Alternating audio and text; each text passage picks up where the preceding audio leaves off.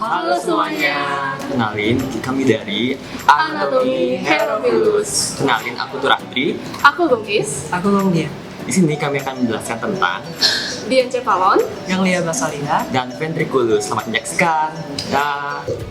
Oke, jadi di sini kita akan mulai membahas tentang diencephalon. Jadi secara garis besar diencephalon itu terdiri dari talamus, kemudian ada bagian dari ada metatalamus, kemudian ada epitalamus juga.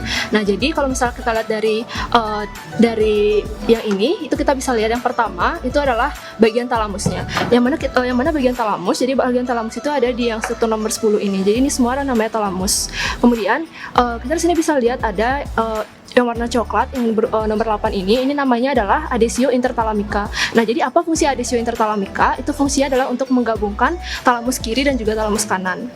Ini adesio interthalamica, kemudian ini ada talamusnya. Selanjutnya, di sini juga kita bisa melihat yang nomor 7 ini namanya adalah commissura anterior. Kalau ada commissura anterior, berarti pasti ada commissura posterior. Yang nomor 7 commissura anterior, yang commissura posteriornya adalah yang nomor 9. Kemudian, di bagian diencephalon, kita juga bisa melihat yang nomor 16 ini. Nomor 16 ini itu adalah namanya glandula pituitaria. Nah, jadi glandula pituitaria ini itu ada yang ada yang menghubungkannya dengan di sini ada hipotalamus. Di bagian nomor 12 ini ada namanya hipotalamus. Jadi yang menghubungkan glandula pituitaria dengan hipotalamus itu adalah ada garis penghubungan di sini itu bernama infundibulum. Kemudian di sini juga yang nomor 15 itu ada namanya optic chiasma. Selanjutnya di sini yang nomor 9 tadi itu kan kita bahas adalah commissura posterior. Selanjutnya di nomor 14 ini itu ada glandula juga, yaitu namanya adalah glandula pineale. Nah, bagian jadi epitalamus itu sendiri itu adalah dari yang ditunjuk dari nomor 14 dan nomor 9. Jadi 14 dan 9 ini kita bisa bilang epitalamus. Kemudian di nomor 18 ini itu kita bisa lebih lihat strukturnya itu di torso yang ini. Jadi ini kita bisa lihat dari yang ini.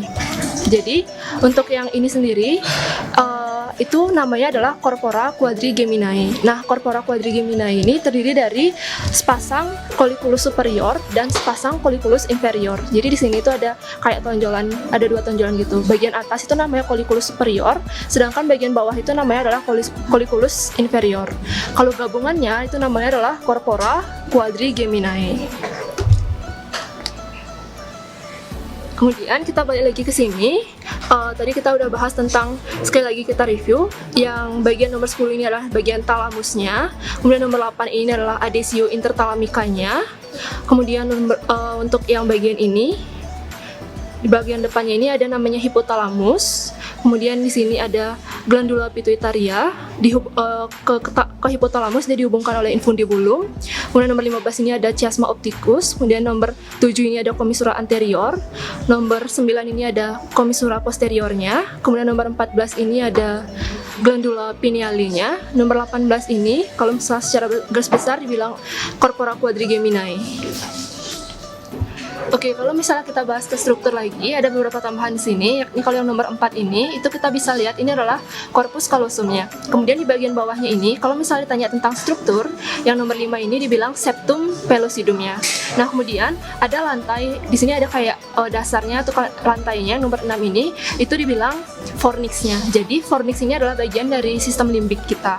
Kemudian di sini ada yang berwarna biru, kemudian ada serat-serat merahnya ini dibilang ini adalah bagian dari plexus choroideus. Jadi di plexus choroideus ini ada banyak sel ependimal yang fungsinya untuk menghasilkan cairan liquor cerebrospinal.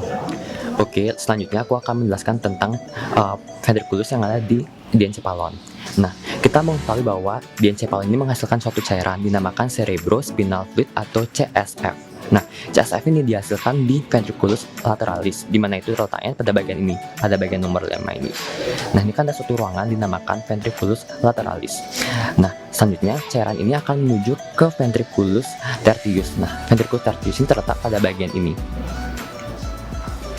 Selanjutnya akan disambungkan dengan suatu saluran kecil. Pada bagian ini ada saluran kecil, nah dinamakan aqueductus mesencephaly atau aqueductus cerebri sylvii. Nah, dari aqueductus ini menuju ke ventriculus lagi. Nah, ini dinamakan ventriculus quartus. Dapat disimpulkan bahwa pada bagian atas ini terdapat ventriculus lateralis, Pada bagian ini, di tengah ini, terdapat ventriculus tertius akan menyambung oleh saluran ini dinamakan aqueductus mesencepali atau aqueductus cerebri sylvii menuju ke ventriculus quartus. Selanjutnya untuk bagian ganglia basalia, jadi secara garis besar ganglia basalia itu terdiri dari globus pallidus, kemudian putamen dan juga caput nucleus caudatus. Yang dimana globus pallidus dan putamen itu merupakan bagian dari nucleus lentiformis. Nah di bagian sini ada yang namanya talamus, kemudian di sebelah sini globus pallidus medialis, kemudian di sebelah sini ada globus pallidus lateralis, dan di yang paling pinggir ini namanya putamen. Nah, yang ini namanya caput nucleus caudatus. Jika dilihat dari sini, ini adalah nucleus caudatus, kemudian ini adalah globus pallidus medialis, ini globus pallidus lateralis, dan ini adalah putamen. Nah, yang di sebelah sini, ini adalah ruangan dari kapsula interna. Sekian dari pemaparan kami, semoga bermanfaat. Dah.